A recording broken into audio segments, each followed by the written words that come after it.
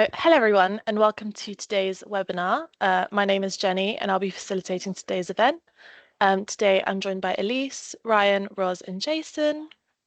And just before we get started, I just want to go through some housekeeping bits. So we ask that you keep your cameras and your microphones off. The event will be recorded, so the recording and the slides will be available on the REC portal. We'll also be using Slido. The QR code is on the screen now, and I will pop a link in the chat as well. There are opportunities for a Q&A, so if you have questions at any point, just type them into Slido. Just wait for people to scan that in the meantime, and I'll pop a link in the chat as well.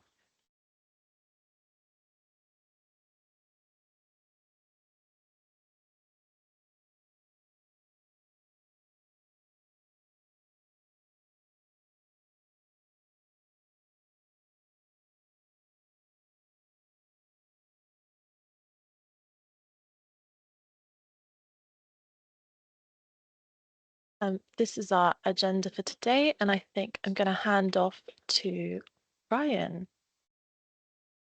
Yep. Good afternoon, all. Thank you for joining the webinar for R0113 today. The purpose and what we're hoping to achieve from this today is to assist you in responding to the consultation, which is currently live. Elise will take you through the details of that in just a moment, and give you the opportunity to ask any questions or provide any feedback, particularly around the data spec and the kind of contents of R0113, but I guess more broadly as well, the data spec and how it's currently used. So yeah, welcome any comments, welcome any feedback, any questions. Please do utilize the Slido. Appreciate the content might be a little bit dry, but we'll if you do have questions, let's have a bit of back and forth so that we can make sure that everybody's completely happy and comfortable with the hopefully helpful changes we're introducing to data specification. Elise, do you want to take on the next slide? Thank you very much. If we go into the next slide, please. So on this slide, I'll just take you through a bit of where we're at with the change proposal plan for R0113. So at the end, or towards the end of May, we published the preliminary change report and the sort of red line changes to the data spec alongside a consultation. Now that consultation window was is sort of extended, so we've given about 6 weeks. So the intention was to publish the detail, give enough time for parties to be able to go through that. We understand there's quite a lot of detail in there. And then we're sort of halfway through that period now, hosting the webinar so parties have the opportunity to ask any questions to get any additional clarity they need. And now we've got about 3 weeks to give parties enough time to formally respond to that consultation. But that consultation closes on the 5th of July. And then we've got a couple of weeks in between that for the code manager to review, and we'll publish the final change report with any potential alterations off the back of the consultation. And the intended committee decision is at the end of July, so the 31st of July. So the intention of R0113 is to do a bit of a tidy of the data spec, so sort of a housekeeping change. So that sort of entails updating, amending any historic errors and any identified issues with the data spec. It should be non-substantial changes to market messages, data items, legal text, including any typos, adding alignment, any changes to displayed information, data notes, all with the intention of giving that greater clarity within the data spec. And I'll hand over to Ryan to give more detail. Classic mute issue. So yeah, we'll take you through a bit of the detail here. We won't go through it line by line because if you've had a chance to look at the consultation documentation, you'll know that it's significant. That said, we do want to try and support as much as possible on this kind of details of R0113. But just on the next slide, I want to sort of bring together what our kind of thinking was around the contents and what has been chosen, or rather what hasn't been chosen to be included. So the approach we took within the code manager to determine if an issue was in scope was a balancing of 2 elements. Firstly, it had to be useful and kind of benefit to end users, and that the implementation of the changes caused minimal impact to parties. Obviously, there's a fair sea of change that continues to be around at the moment, and we're well aware that this needed to fit in with that in the kind of least impactful way as possible, and actually conversely, trying to support and kind of add extra clarity to some of those other issues. So the issues were identified by a number of different channels. We carried out internal reviews of the data specification. Some queries were provided by parties themselves via the help desk. And in some cases, there was still some sort of tidying up of kind of inherited issues that had been picked up during the transition from into the REC. Why is there so much legal text? Well, I guess in order to assist and highlight the changes that we're looking to make within R0113, we've sought to represent the change to make sure that there's physical documentation for each change. And whilst there is a large volume of that, there's a number of kind of low-level sort of screenshots or single-line amendments or single-digit amendments even that needed to be represented so that parties could be really clear as to what we definitely weren't amending, I guess, and the specifics of what we were seeking to change. So it's a large volume of low-level, low-impact changes. That's the nature here, and the idea, like I say, is to try and assist parties as much as possible in making sure that the data specification is as clear and as aligned as possible. I should just interject quickly and say, if you have any questions, open the Slido. Hopefully you've got the link on the chat, or if you've seen the scan the QR code, or I think if you're on Teams, you're able to click on the Slido button at the top of the screen. We're going to do a bit of a Q&A towards the end of the slides. We'll go through the content first and foremost, hopefully provide you with the clarity that you need. But if there are any questions or feedback points that you'd like to make, feel free to utilize the Slido, and we'll do a combined Q&A towards the end. So next slide, if we could.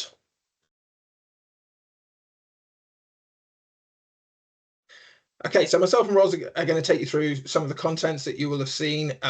One of the key documents within the supporting documentation for the change is a legal text guide, and this is essentially a big long list which I hope has tried to explain the amendments and detailed changes that we've been through within R0113.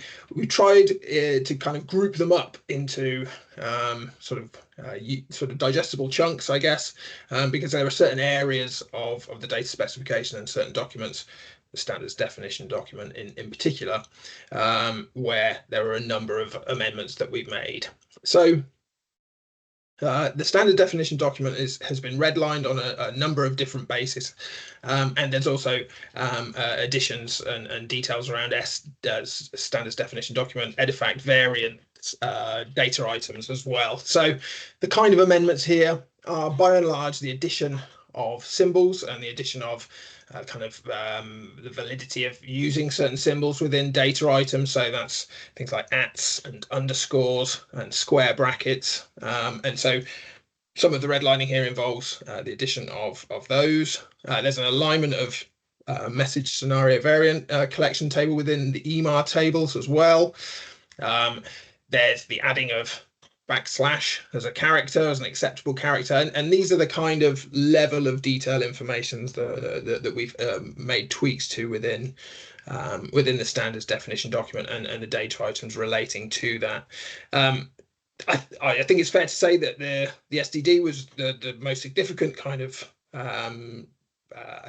adjustments, I guess, that we made to any one area of the data specification, and again, the driver behind making these kind of tweaks and changes was to allow consistency and alignment around the use of specific data characters and their acceptability when sending data messages across the communication systems.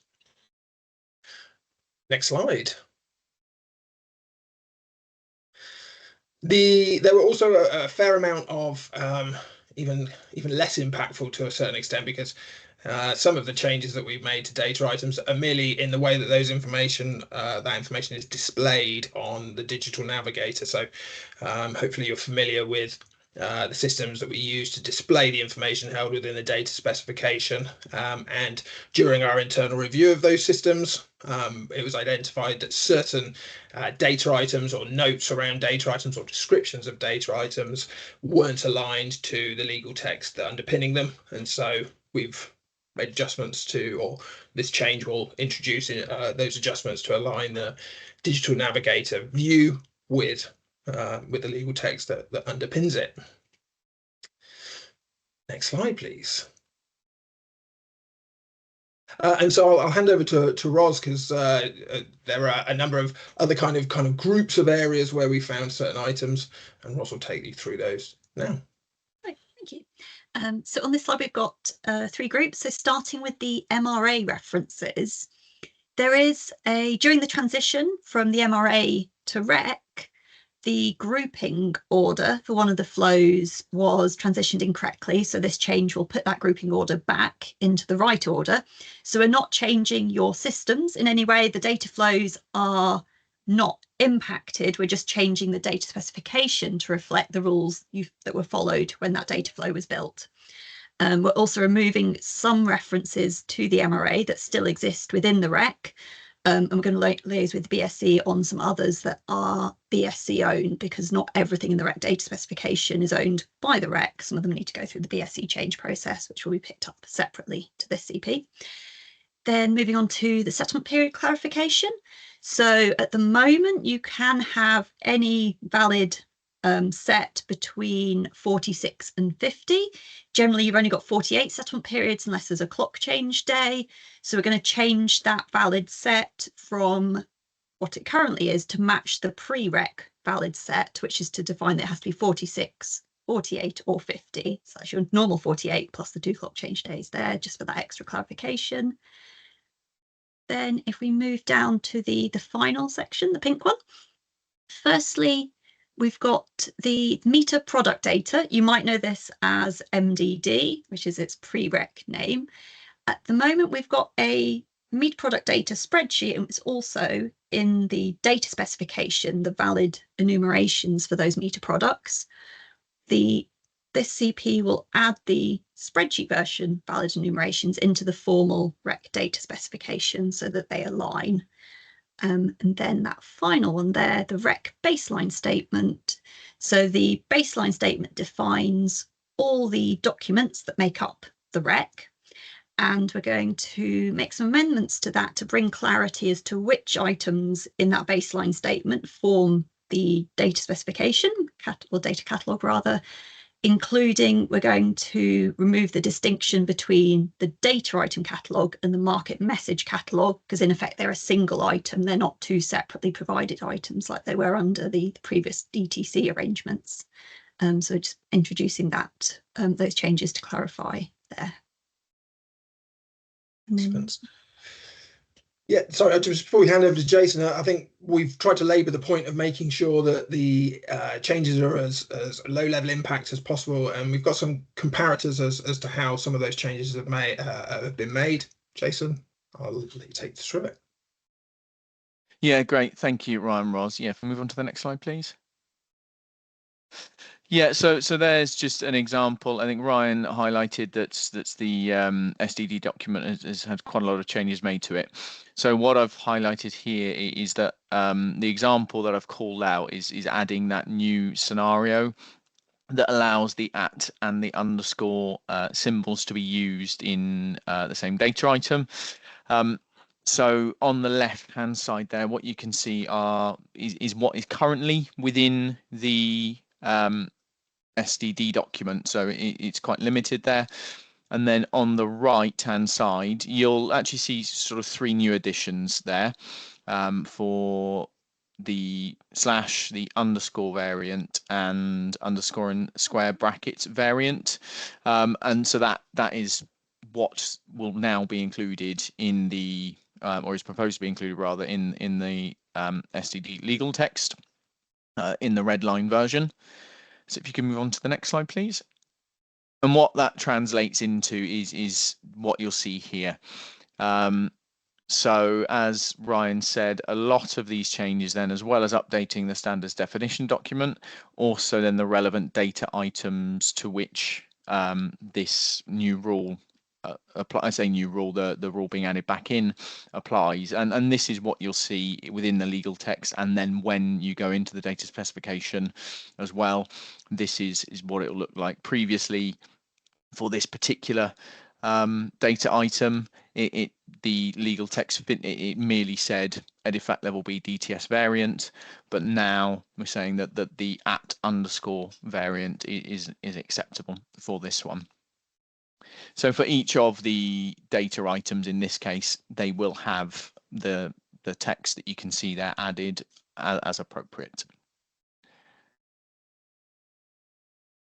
That's all I wanted to share on that one.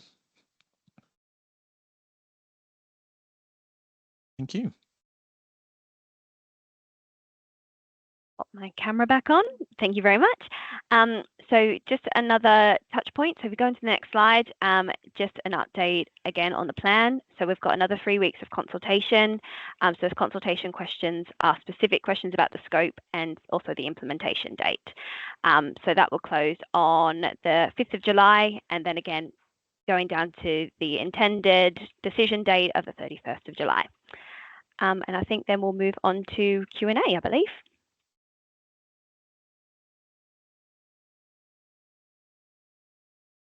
That's right. Thank you, Elise. I think we do have a few questions for you to begin with, so I don't know if you want to explain these further, Ryan.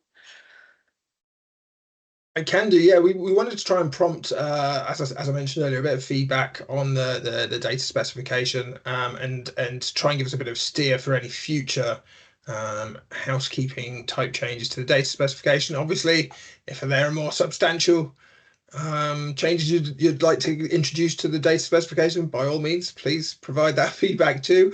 It'll obviously need to be incorporated into slightly more significant changes going forward. But given what you've seen in the content, was there any other elements or changes that you thought could have been included or could be included in future data specification updates? Feel free to fire through any suggestions or questions or points relating to that. I think we'll just leave that on the screen for a minute just to give people an opportunity to answer, and then we'll move on to the next question. Okay.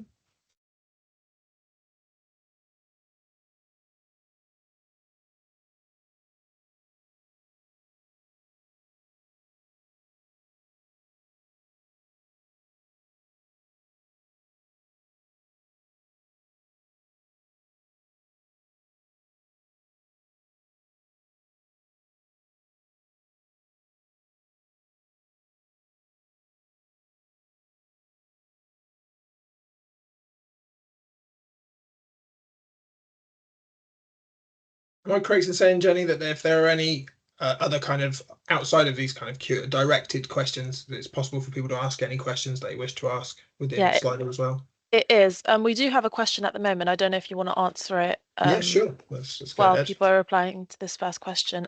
Jackie asks, will the data specification still be available to download as an HTML document? Yeah, there's no sort of specified changes to that. I assume that format is agreeable and usable. We've not received any feedback to suggest that would be changing. Jason, Roz, have you heard anything to the contrary on that? Just to make sure, check my honesty. No, we are retaining the HTML file. Yes, we are. So this legal text change just changes the content. Yes. The how it's displayed and made available, the formats it's in, won't be impacted. Great, thank you all. I don't think we have any feedback at the moment with this one, so I think we can just move on to the second question. No worries. So yeah, this is I guess if you've seen any parts or elements of R0113 that you think should be removed from scope, perhaps taking into account things like market-wide half-hourly and elements like that, would welcome your feedback. Obviously, we've done internal work to try and make sure this was minimized in terms of impact. If you feel there's elements of R0113 that should be removed, feel free to suggest it in Slido. Equally, if you have any other questions around that, feel free to fire through some questions. Again, I guess we'll pause just for a second to allow I think so. folks to answer.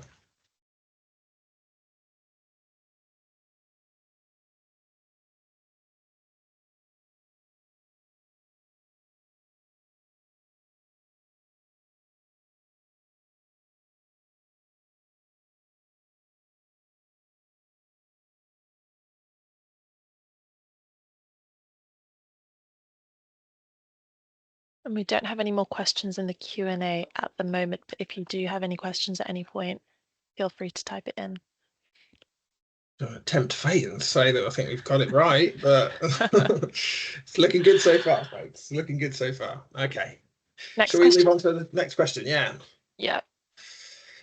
So I guess I hope there's some sort of feedback points here. It is notoriously tricky trying to figure out how best to deliver changes of this nature, and part of the reason for this webinar is absolutely to try and make make responding to the consultation as straightforward as possible.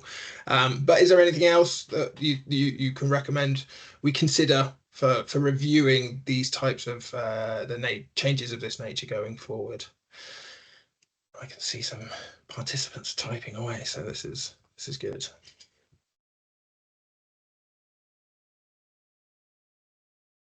Well, it takes us one and it gets the ball rolling.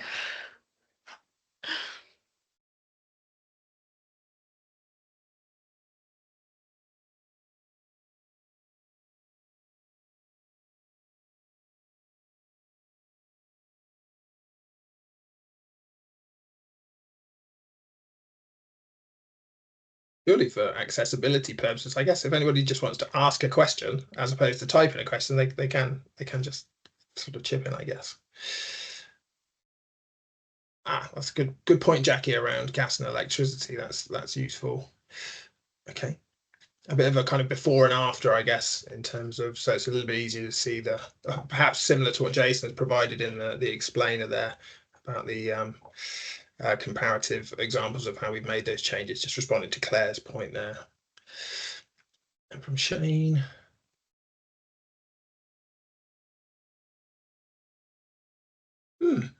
I guess in response to Shane's point, we do have the technical change workshop that takes place regularly. That takes into account all sort of system providers and kind of parties there who are contributing to some elements of technical change, and of course parties are providing feedback and some information through the help desk. But I don't know if there's a specific group, maybe the change issues group that I think we've held the first of those last week, where we're starting to look at some change issues. Perhaps there's an opportunity. Elise, I think you know more about this one than I do. Yeah, it would be really good to include those in that new change issues group as it starts to form and become more regular. Okay. The old references, yeah, agree, Lorna. That would make sense, and a duly noted point. I think there is just for clarity's sake, making sure that we're speaking both new world and old world around data items would make sense. Great, I think we got some good engagement on that. So shall we move on? Yes, thank you for comments there. And this is the kind of open season one, really. I guess if anybody had any general improvement suggestions for the rec data specification, Jackie kind of inadvertently provided a bit of feedback there around the use of the versioning being a HTML. Hopefully that's the preferred kind of format for that particular view of the data specification. But is there any elements in terms of the way that we're presenting or managing the data specification that users would like to suggest any improvements on?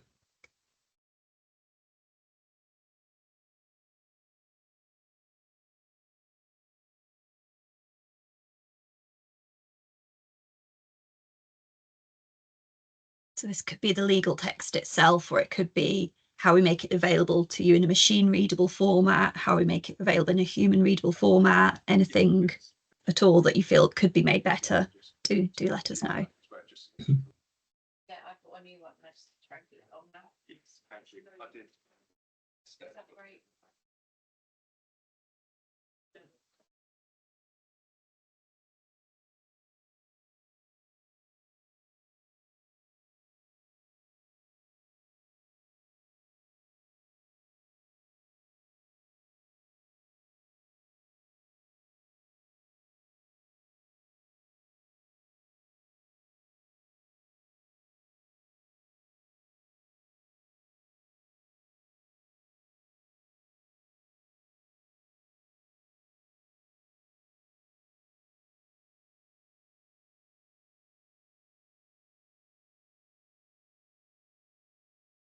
Good feedback. Thank you, Jackie. Appreciate that.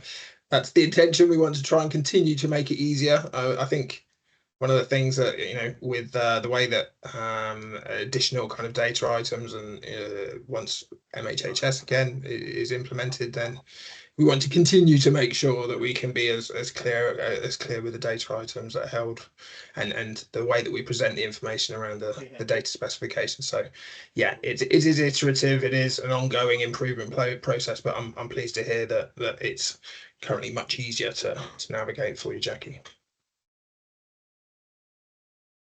We move on to the final question that we have. Let's do it. And this is the general question around R0113. Were there any final questions that you had, and hopefully to assist you in responding to the consultation on this? Hopefully everyone's a bit clearer, at least with what its intentions are and what we need you to do in terms of the consultation. But any questions?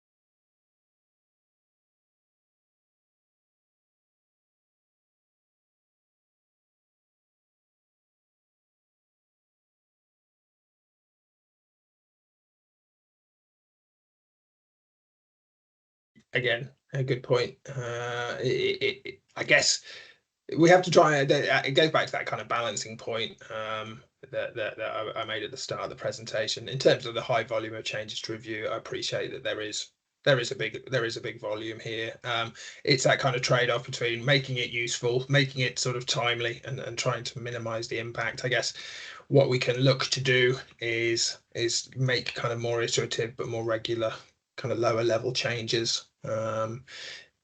Hopefully, we get to a point where there's kind of volume of housekeeping changes reduce because it's all been cleared up, right? I guess that's the ideal scenario, but inevitably, such a vast document and so much far within the data specification and the code itself that inevitably we're going to find little tweaks and additions to make. But appreciate that. We'll do our best to manage the volume in future changes. Okay. Right, I think all that's left is just the general Q&A. Are there any final sort of questions that you were looking to be answered today?